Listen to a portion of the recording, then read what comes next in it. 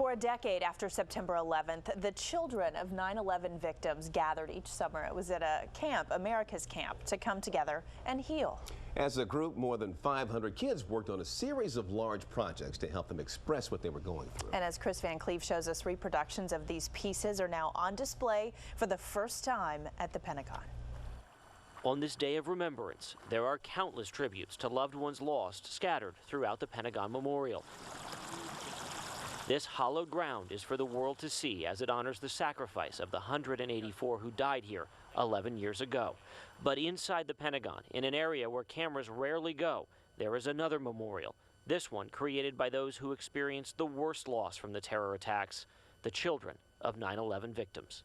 This is one of your favorites. Yes, this is called the Phoenix, and it's a beautiful, beautiful work. William Brazis was in the Pentagon on September 11, 2001, when Flight 77 hit. He watched the building burn and be rebuilt again, much like the Phoenix rising from the ashes. So it's the part of the exhibit that speaks to him. Just very striking, the color. Each of the bird's feathers made by a child, honoring someone they lost. And yet from that loss has been some amazing expressions of creativity and love. The exhibit is the first time these 5 pieces of large-scale artwork have been shown together, created by more than 500 children at America's Camp, a summer camp held to support 9/11 families.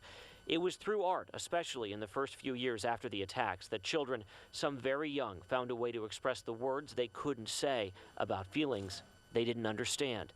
Their messages are as powerful as they are simple. The heart is used extensively, of course.